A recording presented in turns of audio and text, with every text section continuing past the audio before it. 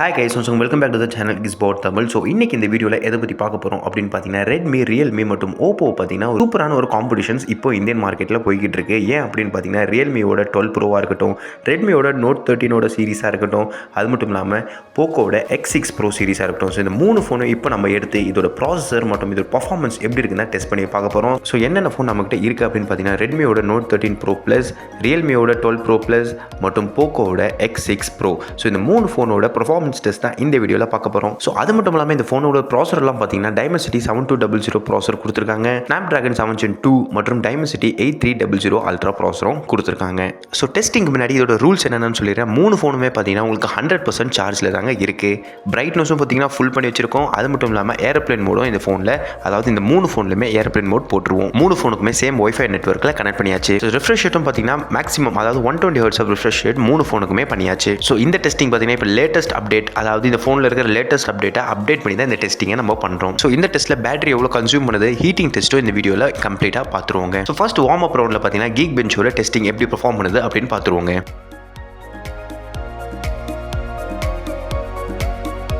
So இந்த டெஸ்ட்டில் first complete பண்ணது என்னன்னா Pocoவோட X6 Pro Dimensity 8300 தாங்க ஃபர்ஸ்ட் கம்ப்ளீட் பண்ணியிருக்கு. ஸோ ரெண்டாவது இடத்து பிடிக்கிறது எதுன்னு பார்த்தீங்கன்னா Redmiயோட Note 13 Pro Plus தான் Dimensity 7200 Ultra ப்ராசஸர். கடைசியாக பார்த்தீங்கன்னா Realmeயோட 12 Pro Plus வந்து கம்ப்ளீட் பண்ணியிருக்குங்க. ஸோ இப்போ இந்த ஃபோனுங்களோட ஸ்கோர் என்னன்னு பார்த்துருவோம். சிங்கிள் கோராக இருக்கட்டும், அதேமாதிரி மல்டி கோராக இருக்கட்டும், Oppo வந்து X6 Pro வந்து செமையாகவே பர்ஃபார்ம் பண்ணியிருக்குங்க. ஸோ இந்த ஃபோன் கண்டிப்பாக வேல்யூ ஃபார் மணியாக தான் இருக்க போகுது. அது மட்டும் இல்லாமல் இது வந்து பர்ஃபார்மன்ஸ் வைஸ்லையும் செமையாகவே இருக்க போகுதுங்க. ஸோ சிங்கிள் கோரோட ஸ்கோர்ஸ்லாம் பார்த்தீங்கன்னா உங்களுக்கு Pocoவோட X6 Pro ஆல்மோஸ்ட் கிட்ட பார்த்தீங்கன்னா Redmiயோட 13 Pro Plus வந்து வந்திருக்கு. ஆனால் மல்டி கோர் ஸ்கோரில் பார்த்தீங்கன்னா உங்களுக்கு கொஞ்சம் கூட இந்த ரெண்டு ஃபோனுமே பக்கத்தில் வரலங்க இந்த Pocoவோட X6 Proவில்.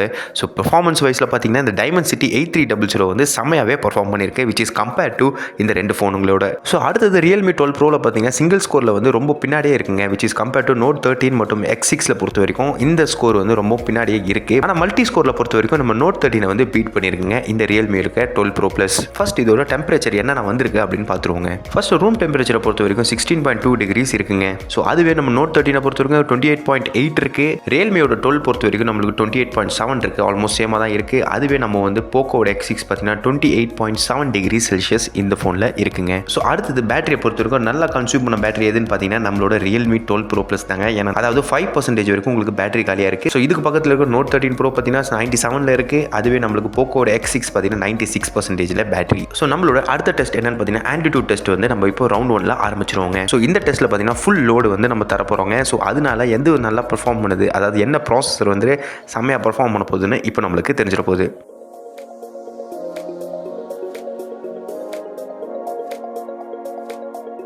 ஸோ கைஸ் ஃபஸ்ட்டு நம்ம கம்ப்ளீட் பண்ணது என்னென்னு பார்த்தீங்கன்னா Pocoவில் இருக்க X6 Pro தான் ஃபஸ்ட் நம்மளுக்கு டெஸ்ட்டை கம்ப்ளீட் பண்ணுது. ஸோ அடுத்ததாக கம்ப்ளீட் பண்ணது என்னென்னு பார்த்தீங்கன்னா Note 13 Pro Plus தான் Dimensity 7200.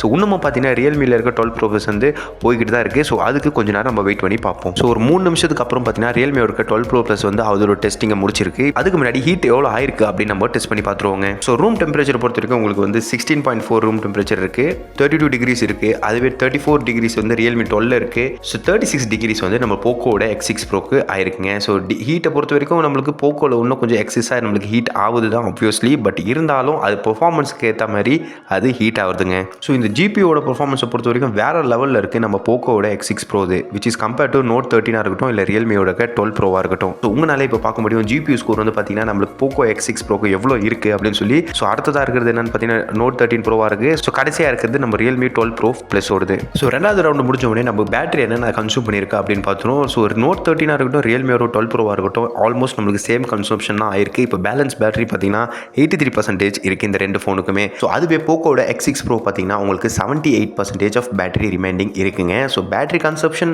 எதுக்கு அதிகமாகுது நான் முன்னாடியே சொல்லியிருந்தேன். ஸோ நம்ம கடைசியாக பார்க்க போகிற டெஸ்ட் என்னன்னு பார்த்தீங்கன்னா ரெண்டரிங் டெஸ்ட். ஸோ மூணு ஃபோன்லேயும் பார்த்தீங்கன்னா ஒரே ஃபுட்டேஜ் இம்போர்ட் பண்ணிக்கலாங்க. Realmeயில் பார்க்கும்போது கொஞ்சம் இம்போர்ட் வந்து லேட்டாக தாங்க இம்போர்ட் ஆகுது. மற்றபடி இந்த Pocoவில் இருக்கட்டும் Noteல இருக்கட்டும் கரெக்டாக இம்போர்ட் ஆயிடுச்சு. ஸோ இந்த மூணு வீடியோலையும் பார்த்தீங்கன்னா ஒரு ஃபில்டர் ஆட் பண்ணியாச்சு. இந்த மூணு ஃபோனில் இருக்கிற வீடியோவை இப்போ நம்ம ரெண்டரிங் பண்ணிட்டோம். 4K 60 FPS மேக்ஸிமம் பிட் ரேட்டில் இப்போ எது ஃபஸ்ட்டு ரெண்டர் ஆகுது இப்போ பார்த்துருவோம்.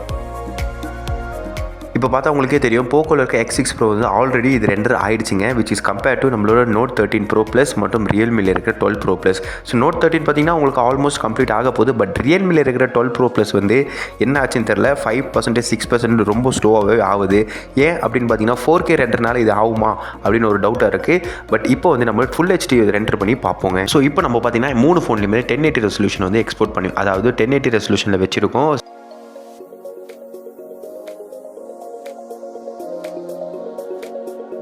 ஸோ ஃபர்ஸ்ட் பார்த்தீங்கன்னா போக்கோவில் இருக்க X6 Pro வந்து டெஸ்ட்டை கம்ப்ளீட் பண்ணிச்சு. ஸோ செகண்டில் இருக்குது ரியல்மி 12 Pro Plus வந்து கம்ப்ளீட் பண்ணிச்சு. ஸோ இதுக்கு முன்னாடி 4K வீடியோ வந்து அது சுத்தமாக ரெண்டரே பண்ண முடியல. பட் இப்போ 1080 வந்து அது அழகாகவே ரெண்டர் பண்ணி வச்சிருக்குங்க.